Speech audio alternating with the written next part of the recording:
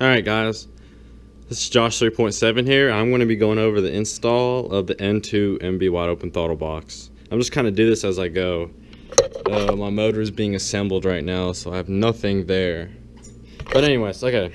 For the N2MB wide open throttle box, it's a no lift shift and two-step as well. Okay, anyways, let me get to it. Okay, so that's the actual unit itself. Okay, so in order to get this is the battery tray right here. This holds the battery in it. And anyways, there's 3 8mm screws, right? And they go in right here, and there's one down there. Anyways, okay, so you want to remove the tray because see there's little holes right here. There's one right there, one right there. You're gonna have to wire the wires from the N2MB wide open throttle box. They're gonna come through the hole and they're gonna come along the side in here, and they're gonna go to your ECU right here because you gotta wire them in right here.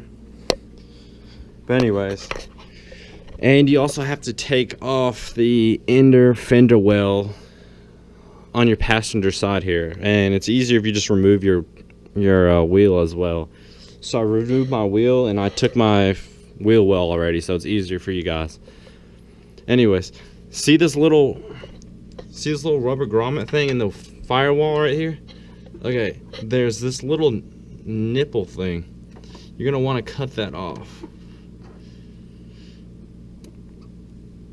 If I can get it, hang on. There, boom. See, it's even got it's even edged right there, so you can cut it better. Okay, so that goes into your car. That goes in the firewall of your car right there. And I think I found it easier last time when I did this to stick the wide open throttle box through. No, actually, I don't know which way I did it actually last time.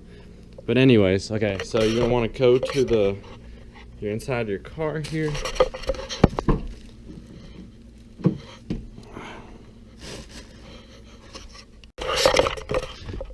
Okay. Now we're in the passenger side of my car. I had to get a light, so I had to pause the video. But anyways, okay, so you got to remove the floor mats. I have a WeatherTech one, so you have to remove the floor mat right here and the fuse box panel on the side right here.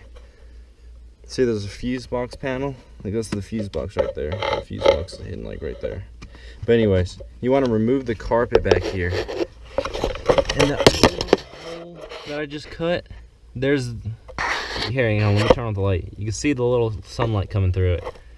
Okay, so your wide open throttle box is going to be wired through there, and you're going to keep your wide open throttle box. The actual unit itself is going to be closer to you, like in the car, so you can actually adjust it and stuff. Alright, so now let me go ahead and try to wire it through right now.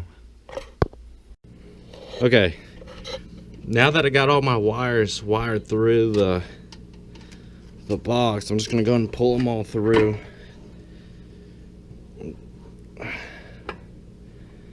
Until I get to the end of the box, just so I have them all. I think that's it. That's all the wire pulled through. Let me make sure. I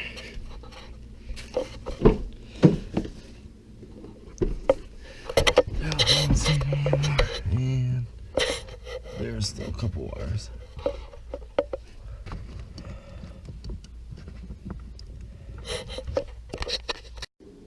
Okay, so I electrical wrapped a good bit of the wires, and I left just a decent amount on the ends to give me room to play with when I need to figure everything out. But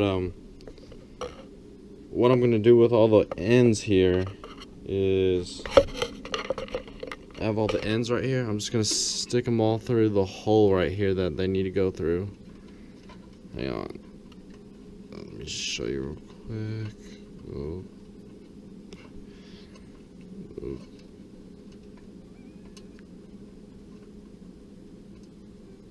Okay, so I wired all of them through that hole right there.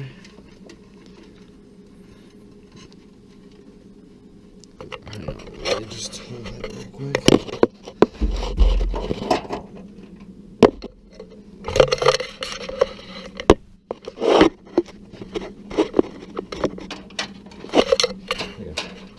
So now I don't have to worry about this falling through. I'll pull them all through. Have all the wires through.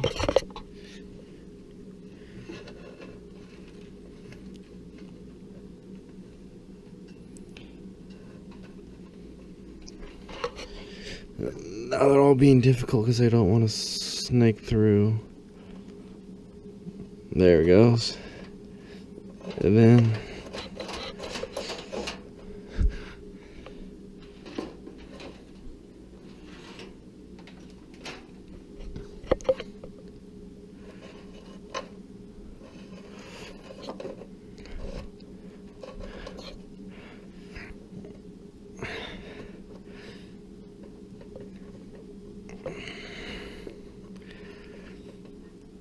so you stick some of that through. But anyways, okay, so now I have some hanging off in there, but I'm gonna have to adjust everything as to my liking when I figure out where I want to mount my N gauge. But as you can see, I have the black wire right here and it's leading through, so then I'll have to wire it all up, which I'll do in a little bit. But see, wrapping electrical tape really cleaned up the install really well, and I feel safe that nothing's going to happen to the wires. And they're all nice and organized right there. Alright. Anyways, okay, so I'm going to give you guys an advice for actually installing the wire. Okay, so this is the top connector that goes to the ECU right here. The top connector, you have to peel off the loom and everything, and all the electrical tape. My bad. And I have a piece wrapped around this cable right here because this is the one that I need. It's a green violet wire, you can see it, and it's the only one that's in the top connector. So that's the cruise control switch. Okay, hang on, Mom, can you hold this real quick? Okay, so I have my mom hold the camera real quick while I show you this. Okay, so the middle connector has a cover on it, which is hard to get into all the wires and stuff because the connector's here. So in order to take the connector off, all you have to do is just see the top, these little pins that hold it down. Just have to just lift them up. See the top's undone already? Oh, no, it's still on. That's how it's done. Okay, and then there's two more at the bottom.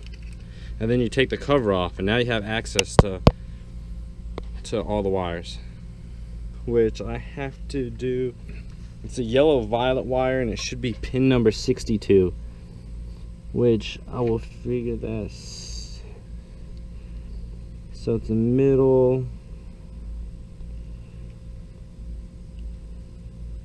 There's 66, so it should be a couple, like 4 over. So you can see at the end of the connectors, I don't know if you can tell or not, but there's, I'm trying to get it to focus. I don't know if it's focusing, but there's little numbers at the end. That tells you like an idea where the pin's in, but you can just count them 1, 2, 3, 4. That sucks. Alright, now let me try to get this done, and then I'll show you guys as I get it done.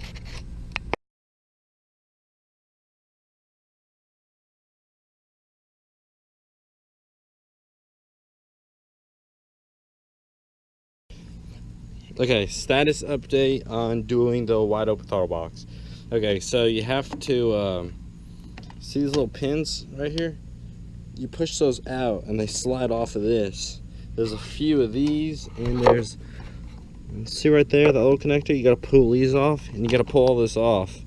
And you gotta undo this, because there's this right here, and you gotta undo it. It's a 10mm to take that off.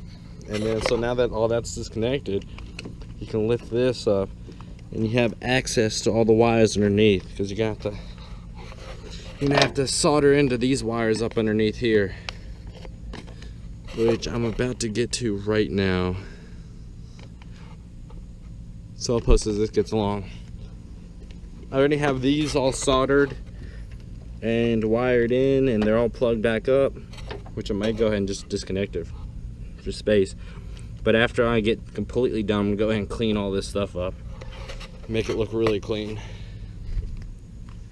Okay, so see you have barely any space to get up in, under there. It's kind of hard to do it and everything. Okay, so there is a zip tie holding the fuse box in place, which I'm gonna go ahead and cut right now. Okay, now that's cut. I can take that off. I'll add another one after I'm done with the install. Anyways, there's also another one over here, which I'm gonna have to cut just so I get a much easier access to everything. See this one right here? I don't know if you can see it or not. It's kind of hard to tell. Anyways. Yeah, these aren't very sharp, so.